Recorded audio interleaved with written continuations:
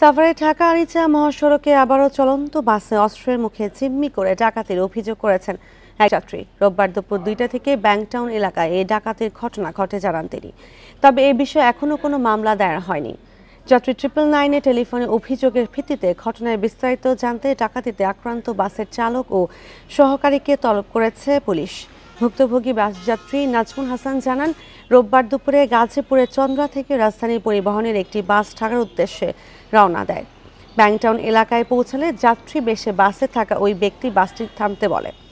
এ সময় আরও 2-3 জনকে বাসে উঠিয়ে দেশীয় অস্ত্রের মুখে যাত্রীদের জিম্মি করে টাকা পয়সা, মোবাইল সহ মূল্যবান মালামাল ছিনিয়ে নেয়।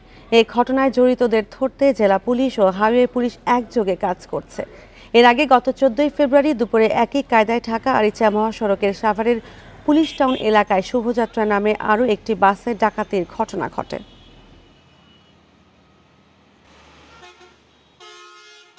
ফটকের সামনে মানে যে দরজার নামার ওখানে দাঁড়িয়ে পাশাপাশি আরো 3-4 জন উঠে গেছে বাসের মধ্যে। হয়তো দেখায় ধরে ঠিক আছে, সবার সামনে ধরে যার যার মানি ব্যাগ ছিল, মোবাইল ছিল, যেমন আমার স্যামসাং A34 একটা নতুন, এটাও নিয়ে গেছে। ঘটনা যে গাড়িতে হয়েছে সেই গাড়ির সাথে কথা বলতে পারিনি, গাড়ির ড্রাইভার বা চালক হেল্পারের সাথে। পাইলে আমরা ঘটনাটা জানতে পারবো প্রকৃতপক্ষে কি ঘটনা ঘটেছে।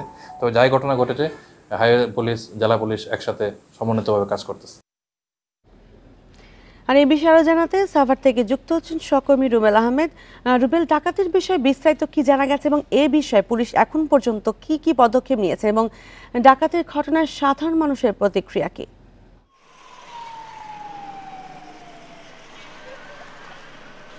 দেখুন, যে ডাকাতির যে ঘটনাটি ঘটেছে সেটি কিন্তু গতকাল দুপুর 2টায় ঘটেছে। যে বাসযাত্রীর বরাত দিয়ে আমরা সংবাদটি প্রকাশ করেছি, আমি সেই নাজমুল হাসান নামে বাসযাত্রীর সাথে কথা বলার চেষ্টা করেছি। তিনি আমাদের কাছে দাবি করেছেন তিনি সেই বাসের যাত্রী ছিলেন এবং সেই বাসটি গাজীপুরের চন্দ্রা থেকে রাজধানীর দিকে যাচ্ছিল এবং সেই বাসটি যখন ঢাকা আরিচা মহাসড়কের সাভার ব্যাংক কলোনি এলাকায় পৌঁছায় তখন কিন্তু সেই বাসের ভেতরে থাকা 2 জন যাত্রী ব্যাংক কলোনি বাস স্ট্যান্ডে নামার জন্য চালককে যখন সংকেত দেন তখন কিন্তু চালক কিন্তু বাসটি থামালে সেই বাস স্ট্যান্ড থেকে আরও 2 থেকে 3 জন দুর্বৃত্ত সেই বাসটিতে উঠে কিন্তু অস্ত্রের মুখে যাত্রীদেরকে জিম্মি করে ফেলে। কোনো যাত্রীদেরকে তারা মারধর করেনি বলে সেই নাজমুল হাসান কিন্তু আমাদেরকে জানিয়েছে। তবে 3 থেকে 4 মিনিটের মধ্যে বাসে প্রায় 20 থেকে 25 জনের মতো যাত্রী ছিল, নারী পুরুষ সহ। সবার কাছ থেকে কিন্তু তারা যে মূল্যবান যে জিনিসপত্রগুলো রয়েছে সেগুলো কিন্তু তারা লুট করে নিয়ে কিন্তু মুহূর্তের মধ্যে কিন্তু বাস থেকে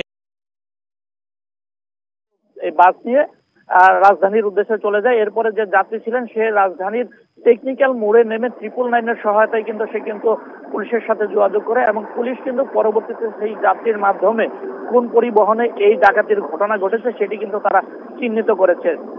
এ বিষয়ে পুলিশের সাথে আমি কথা বলার চেষ্টা করেছি, পুলিশ আমাকে সেটি জানিয়েছে। তারা বলছে তারা এই রাজধানী পরিবহনের যে সংশ্লিষ্ট যারা রয়েছে তাদের সাথে কথা বলে, বাসের যে চালক এবং হেল্পার রয়েছে তাদের সাথে তারা কথা বলে এই বিষয়টি ডাকাতি না ছিনতাই সেই বিষয়টি তারা জানার চেষ্টা করবেন। এবং তারা বলছেন ঘটনা যেটি ঘটেছে, যেহেতু অভিযোগ পাওয়া গিয়েছে ডাকাতির মতো একটি ঘটনা ঘটেছে, যার কারণে পুলিশ বলছে তারা একযুগে, জেলা পুলিশ এবং হাইওয়ে পুলিশ তারা একযুগে কাজ করে যাচ্ছে এই ঘটনায় বা এই ঘটনার সাথে যারা সম্পৃক্ত তাদের ধরা।